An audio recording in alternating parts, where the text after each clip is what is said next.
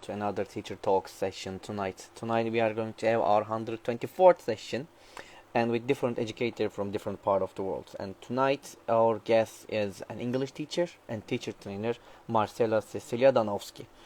And we are going to talk different topics with her like personal experiences, philosophy of her teaching, turning points of her education, and interesting moments that she faced during her training, and also art and teaching, fostering agency in the classroom and growth mindset, and staying updated with technology and ELT and 21st century skills and more. We are going to talk to her.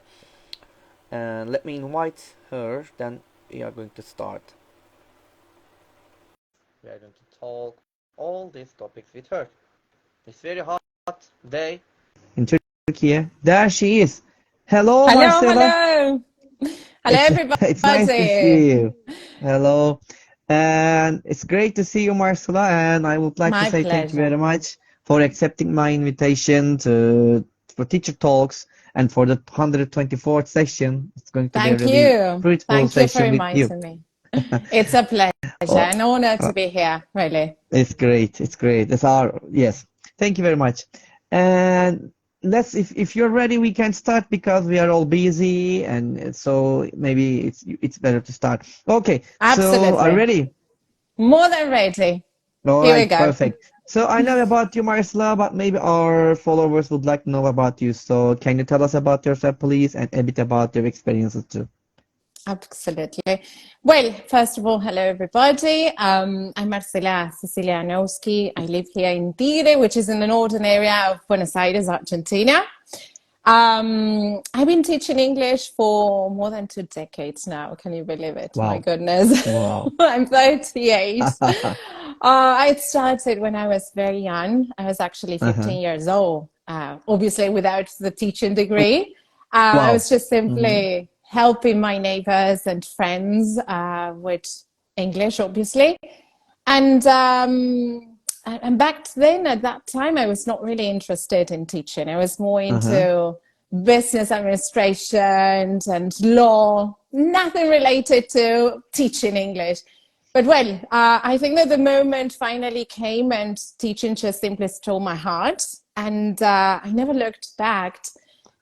From that moment onwards, I've been teaching all levels from kindergarten, primary, and secondary. And these Uh-huh. last 3 years, I've been teaching at tertiary level at a teaching training college, and I've been taking over different roles since then. I mean, apart from being an English teacher, I've been a head from the whole English department, a headmistress from secondary level.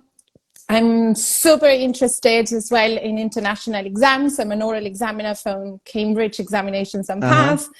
What else? And then when it comes to my educational background, apart from holding a teaching Sure. degree, I do have a diploma on educational management and Okay. phonology. So Wow. that's more or less me, basically. Okay. Thank you very much. Thank you very much, My Marcela. It's pleasure. great to know about them. Okay, so Marcela, what was or were your turning point or points in your own education? I would say that two turning points, maybe, that they basically have to do with getting to know my mentors. At first, I would say that that first moment when I was an adolescent and I was going through the whole process of getting ready for the first certificate examinations, and I got to know Uh-huh. that teacher that just simply blew my mind. You know, I just looked up Uh-huh. to her and all her best knowledge and the way, the posture that she could, you know, stand in front of adolescents and being able to transmit everything that she knew. Yeah. And ironically, she's now my son's teacher. So imagine as life. And I mean, she really changed my perspective. And not only was it interested in English, but also in teaching, thanks to her. Mm-hmm. And then I would Great. say that once that I attended once of Luciana Fernandez workshops. I don't know if you have heard of her. She's a brilliant Argentinian teacher trainer. And the way in which she could transfer all her knowledge and Uh-huh. encourage all of us with her amazing techniques and thinking strategies and reading and writing. I think it was so contagious that thanks to her, I got into making research on these aspects and expanding my knowledge in this area. So I I would say understand. that probably getting to know those two references have changed my life. You Yes. changed your Yeah. life. It's great. Thank you very much for sharing. Thanks for sharing with us. Thank you. Thank you, My Marcela. All right. pleasure. And you just mentioned that you have been teaching for a long time and probably Mhm. you have used different methods, different techniques, different strategies during your lessons. So probably kind of you have a philosophy of teaching. So what is it? What is your philosophy of teaching, Marcela? I think that it has to do with embracing diversity. We don't need to stick into one methodology in particular. I mean, yes, it's true that I'm fond of multiple intelligences. I do recognize that every student has their own talents and strengths, and we need to help them and pave the way so that they can shine in anything that they are good at. I do also believe that inquiry-based learning might be quite useful in our Uh-huh. lessons because we need to allow students to be those explorers that they are. They are packed up with questions, are curious about the world. So we need to just help them and guide them throughout this learning journey. And Sure. by providing them with those opportunities to explore the real world, no, that is our responsibility as teachers, as educators, not just simply getting them ready to get a passing mark in an exam. Definitely not. Sure. Mm-hmm. But definitely, I mean, if I were to choose one philosophy, I would say that everything that has to do with values, right? Once again, Yeah, uh, exactly. That's important. Mm-hmm. we're building up human beings. So they need to be empathetic, open minded, flexible, and they need to know how to work collaboratively. And I think that everything that has to do with making the difference in a positive way in this world is what matters, Yes. right? So, I Mm-hmm. mean, to put it into a nutshell, I wouldn't just simply stick to one, but if I were to choose one, definitely values. I mean, we're nothing without Values. them. Yeah. Yeah, I totally agree with you. Thank you. Thank you, Marcelo, about giving this philosophy of yours. Thank you very much. So, Marcela, it's really important having routines in our Mm. classrooms, especially the language teaching or other lessons, of course, too. So, can you tell us about the benefits of having routines in language classes, and if you can give us one or maybe two examples, kind of routines, we'll be happy about it. Right. Well, I think that first of all, routines help us organize ourselves, not only as teachers, but also as students, right? They've got their brains organized, they know exactly what to expect, they know how to confront the unknown. So we lower down anxiety, Uh-huh. definitely. And I think that just applying routines has nothing to do with age or level. I mean, you can do it anywhere. I mean, I do it at tertiary level, so imagine. Uh-huh. Something simple that I do is just sharing at the beginning of every class a welcome slide that I created a template, a very simple one using Google Slides, in which I just welcome them with sometimes a quote, a positive message, or even a funny meme, and then a schedule so that they know exactly, right, all the different subjects that we have Uh-huh. throughout the day, or in case of tertiary, all the topics that we are going to tackle. And then, for instance, in year 6, primary school, I do also include some kinds of important dates or reminders, like if there is a reading schedule, well, don't forget that for next week you're supposed to read this and these chapters, or even simple Mm-hmm. things like, well, before we get started, you've got this couple of seconds, go to the toilet, check your communication copybook if you've got any change in your dismissal, simple things like that, right? Yes. But they help us to be more organized, to be better focused as well on the lesson, and without, once again, worrying on what is coming next. And another type of routine that I have already established at primary school, Sure. the place I work at, Very nice. is that every single day they got something different to do at the beginning of the day. So, you know, that those first minutes of the lessons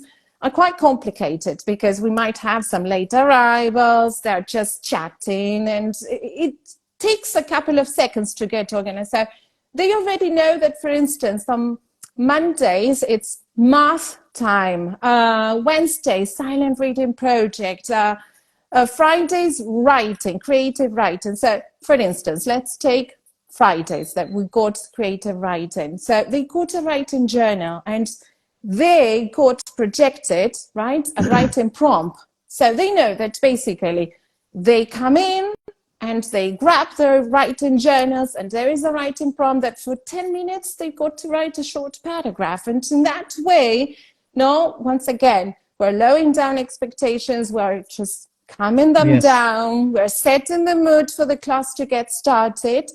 And we are fostering independent learners because it's not you telling every single person what to do. They know exactly, first of all, because we have already established the dates for all of these projects. And it's just looking at the screen, checking what type of writing prompt you've got to do, and you're doing it.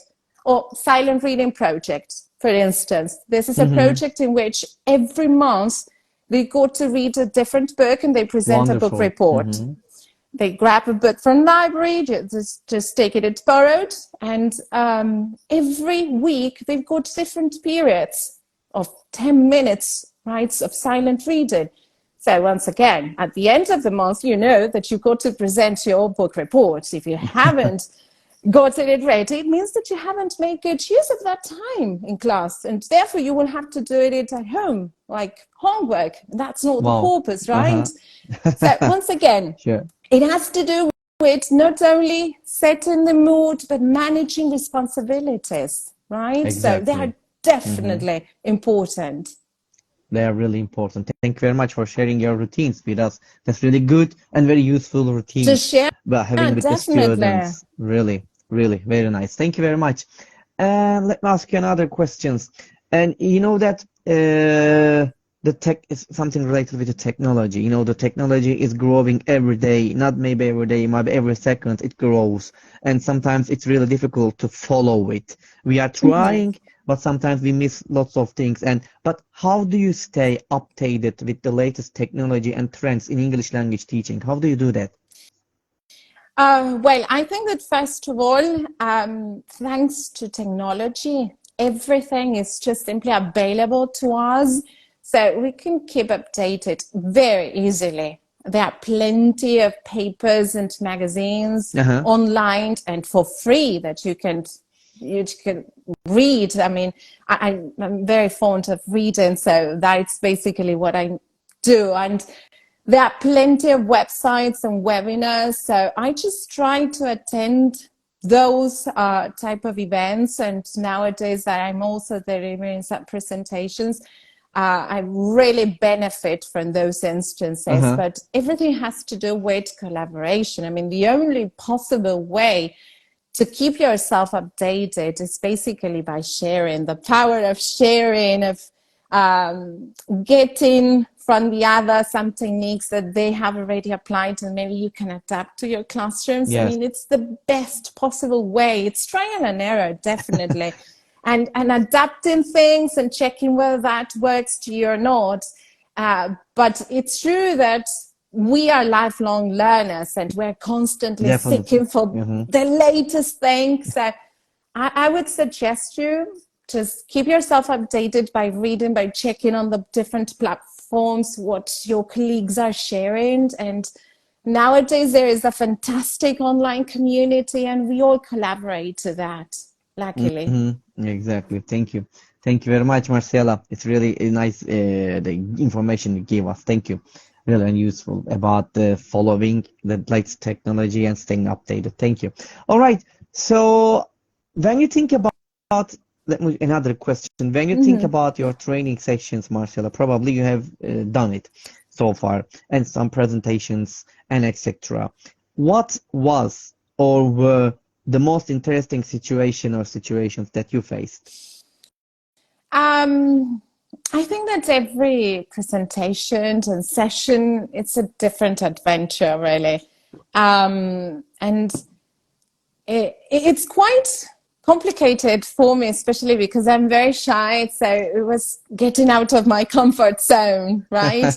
And I have just get it started with this. I mean, actually, last year I started delivering presentations, and I would say that probably the hardest situation that I had to live up to was facing that first session in front of a crowd. My husband was there, so I was really nervous. But well, I mean, just checking if the audience was engaged or not. But well, I think that everything just went smoothly, and I really enjoyed getting to know other people, people from other backgrounds, and learning as well, no, making those connections with your colleagues. And that is what makes everything special about Mm-hmm. delivering presentations. And it's quite an interesting journey in every single way, let's say. Mm-hmm. I got it. Thank you. Thank you very much. Thank you. And let me ask you another question. For also, thank you for sharing the moment that you faced. And the art and English sometimes they need to go together, and it's really important for us. And sometimes we face difficulties to use art and English together. So, how can we integrate art in our English lessons? Do you have any suggestions about it? Yeah, I mean, when we hear about arts, how on earth can that be linked to language learning? But it does actually. And the way I do so is by using Project Zero One from Harvard that's called Slow Looking.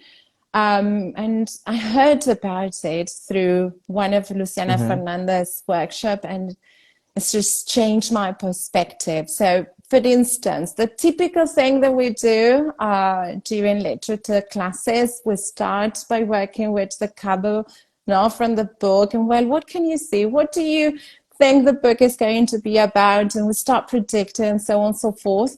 So you can just simply do everything from the art perspective. So you can just simply start by showing them a picture related to that background or that theme, and you start the conversation towards that.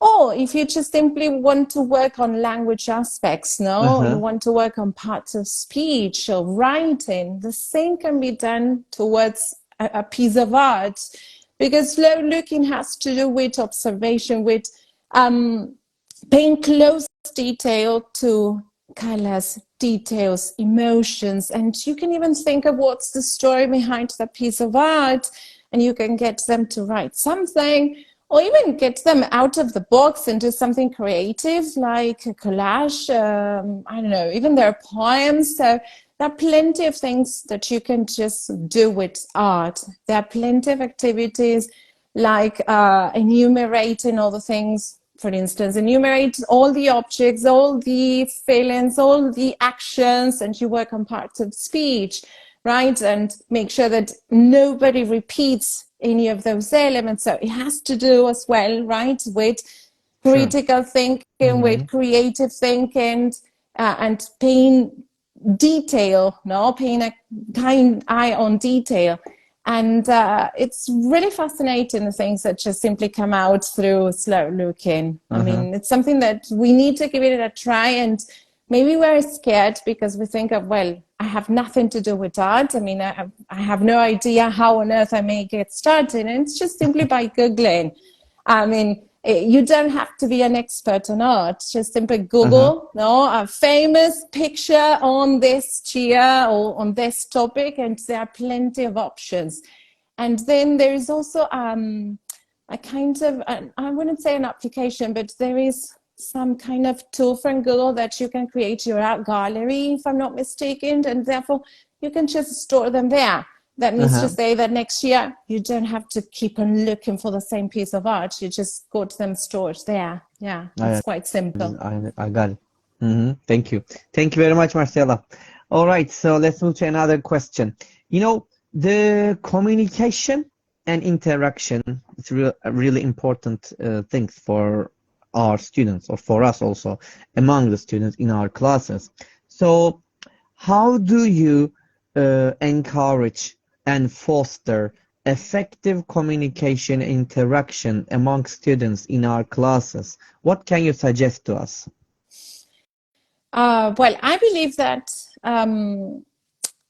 collaborative working and interaction is a must nowadays in our classrooms.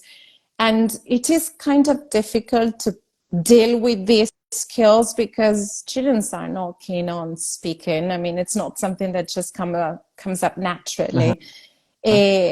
So I don't know. I'm going to share a couple of things that I do in my classrooms that might work. Like, for instance, the activity that's called Four Corners activity, in which you divide them into groups, and in every corner of the classroom, you stick a quote, an image, and they got to debate about it. And then after a couple of minutes, they got to move to the following corner. And then finally, that everybody has visited the different corners we shared. And in that way, it's a thought-provoking activity, and they are communicating with one another. And finally, they need to communicate towards the whole class. I'm thinking of, for instance, as well, thinking routines. I mean, the typical, I see, think, and wonder. Or I do remember a project last year, we were dealing with friendship and, well, thinking routines of, well, think about friendship in terms of a color. Think of friendship in terms of a symbol. And it was so hard for them not to think of a representation of friendship. Some said, well, a heart. No, two friends holding hands. And they need to also account for those choices, that they are communicating as well. Yes. And another thing that I've tried as well when it comes to communication and interaction among the class has to do with hexagonal thinking. I don't know if you have heard of it. Hexagonal thinking, no, it doesn't ring a bell. It has to do with, you might provide the kids in groups with certain shaped cards, or you just leave them the cards blank for them to write ideas or concepts on a particular topic that you're working on. And the thing is that they've got to move them around and place them and making connections with those terms or words that you have provided them with or that they have written. And they create different shapes, right? And it's fantastic, all things that they can do. And again, they need to finally be able to transmit to the class all their choices, why they have made those connections, right? Again, you are exercising critical thinking, collaboration skills, communication. I mean, it's just incredible. All the things that are just put into practice into all of these type of activities. But I think that we need to contextualize the situation so that they feel free and comfortable so as to effectively communicate. If not, they're not going to enjoy it, and they're not going to be engaged. That's the truth. I understand. I got it. Thank you. Thank you very much, Marcela, for your suggestions about it. Okay, so I would like to ask another question with the students. You know, sometimes we face real difficulties about the mindset of our students. We face difficulties about it, as you know, and we try to, the make them feel better, and they change their ideas. We push them to change their ideas, and sometimes we try to find a way to change their minds. So, and how can I say, why should we encourage a growth mindset in our students? Why should we try? Why should we do that? I think that that's the key to successful teaching. Mm-hmm. Absolutely. Because if they don't feel that they are comfortable, that this is a safe place, right? They don't feel good about themselves. None of the things that you do, none of the amazing techniques that you might apply are going to work. None of them. So I think that we should get started by fostering, a growth mindset in the sense that they need to be within a safe place, in a positive atmosphere. And we as teachers are the role models. So we need to speak through our actions. So we need to Mm-hmm. be obviously careful with the language. And I'm a fully believer into positive language, but we also need to model with our attitudes, right?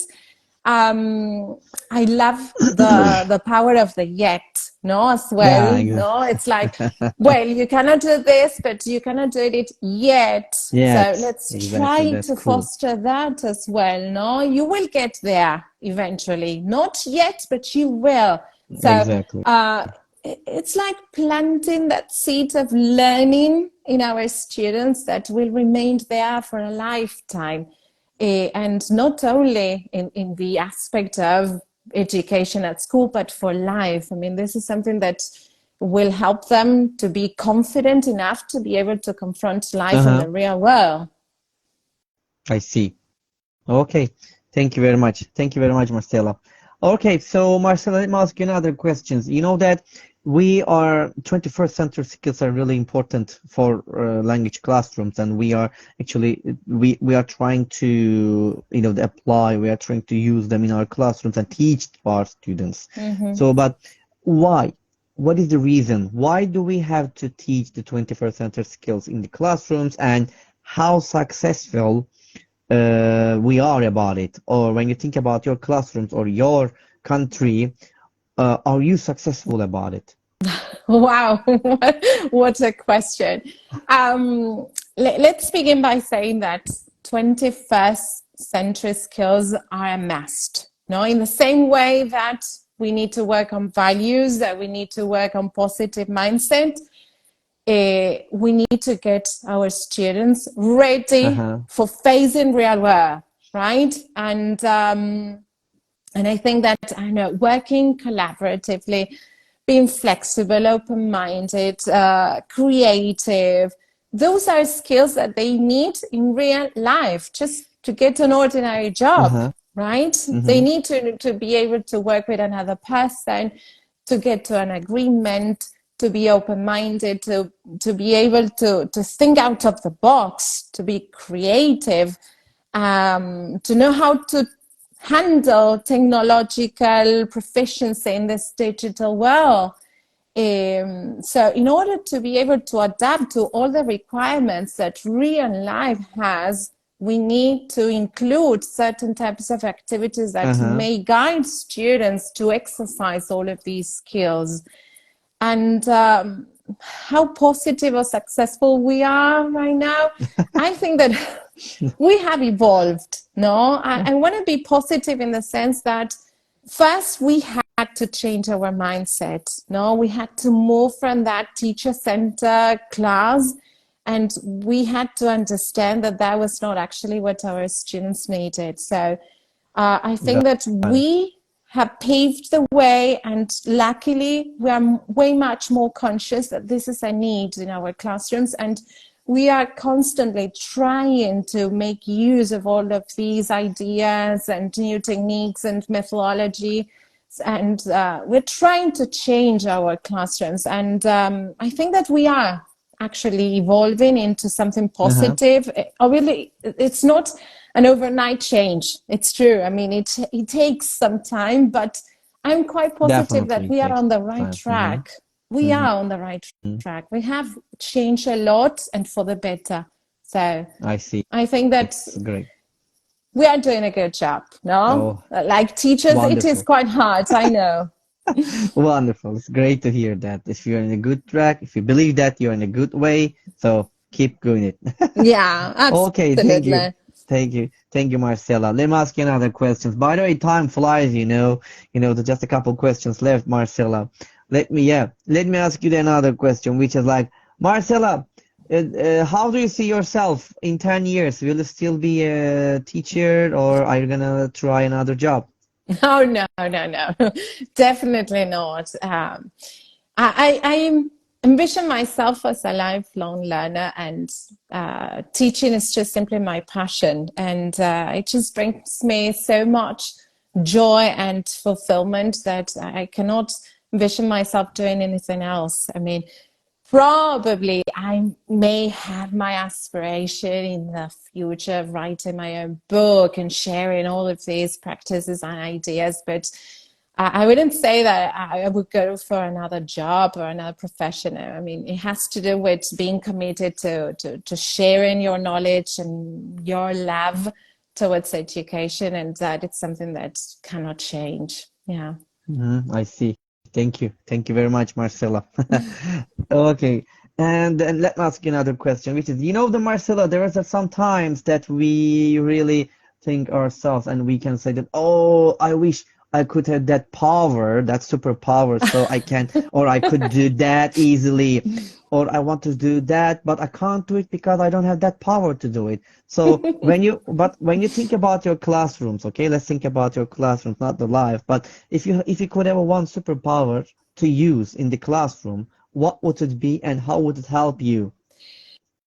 Oh, I would say that my superpower would be to just have that ability of creating multiple Marcelas, multiple versions of me. I'm thinking of what happens now in our classrooms nowadays in Argentina. We've got classrooms packed up with students. I mean, there are classrooms of 40 students and even more in certain schools, and that's crazy.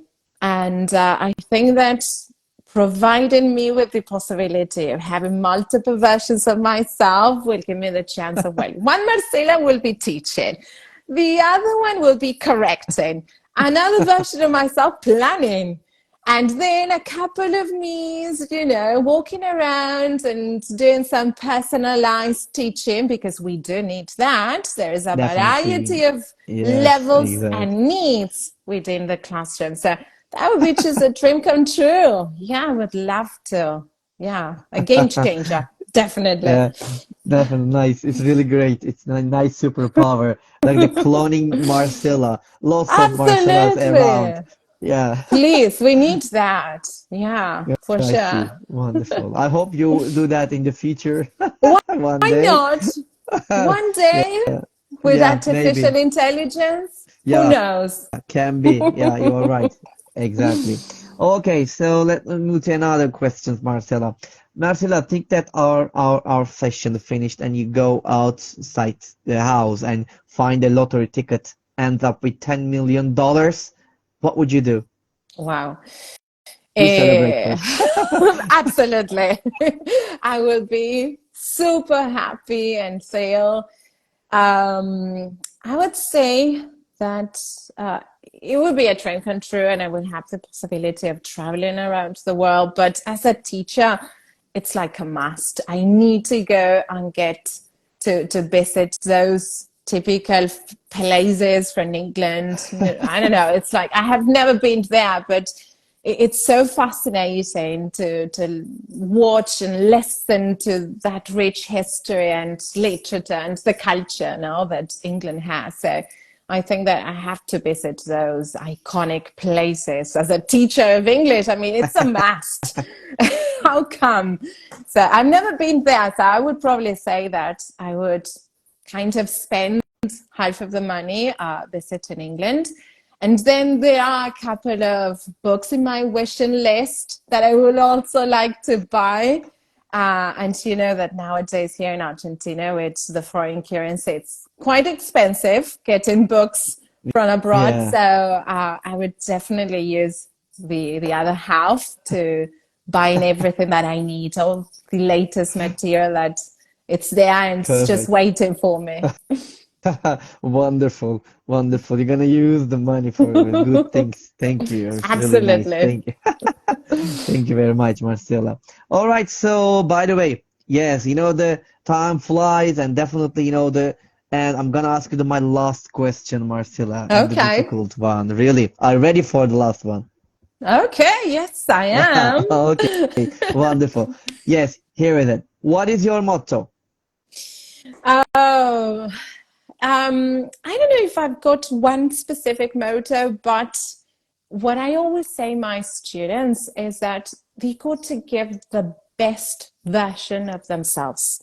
And I try Mm, to apply it myself, and it's quite difficult, I know, because we're always seeking for perfection, but that doesn't exist, no? So it's like uh, we need to be able to do the best that we can, no matter the result, and always put in the best effort and being satisfied with what we do, no? And it has to do with creating this supportive environment inside the classroom and feeling empowered and being ready to take risks uh-huh. and to learn as well from those experiences and to appreciate that, well, this is the best I could do and it's okay and I'm satisfied with it and I'm sure Mm-hmm. that next time I will do it even better.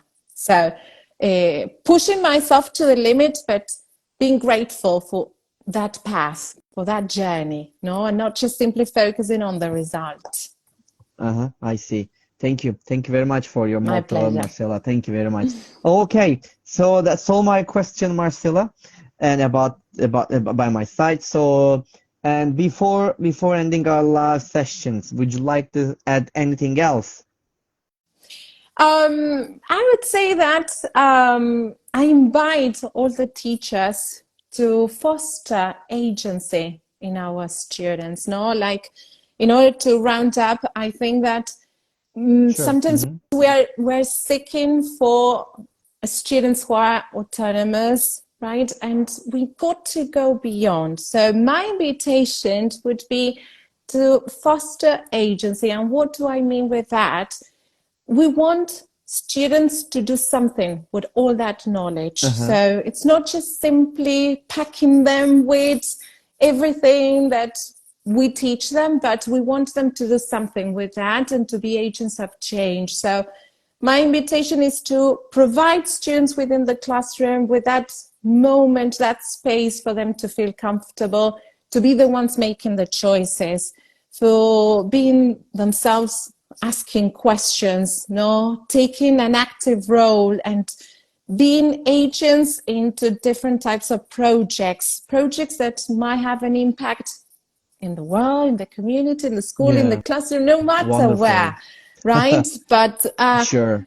it's Mm-hmm. not just simply, well, we're going to check how much you learned through an exam. No, the best way to check if they have internalized everything that you have shared with them is by checking how they can make good use of that knowledge. So design thinking projects that allowed them to be agents of change, allowing them to make choices are a must in our classroom. So I Definitely. kindly invite teachers to foster agency, not autonomy, but agency. Let's go Agency. beyond that. I got it. Wonderful. Thank you. Thank you very much, Marcela. Thank you very much. A And I think pleasure. it wonderful. And I think that's all by your side also. Do you want to say anything else? No, thank you. It's been a pleasure being here. This was my first live session in Instagram, so I was a little bit nervous, but everything just went smoothly. So I really Perfect. appreciate your invitation and everybody that has been there just checking on our session. Thank you. Thank you very much. And before ending our live sessions, Marcela, I would like to say thank you very much one more time for being with us and for sharing, especially sharing your ideas, giving suggestions, and some advice with to us about our questions, and especially the most important thing for us, your time. You spend your time here. You share your time with us. Thank you very much, Marcela. Thank you. And Marcela Cecilia Danowski was with us tonight with Teacher Talks, and we had a fruitful session with her. We talked lots of topics with her, and that was wonderful. And we are going to be here next week, as you know that. on the same day at the same time every Monday at 9 p.m. for Turkey time. So until next time, I mean like next week, take care of yourself. Take care of yourself, Marcela, Thank and you too. take care of yourself, our followers. And until next time, bye bye everybody and peace. Bye bye, Marcela. Bye bye. See Bye bye. you. See you.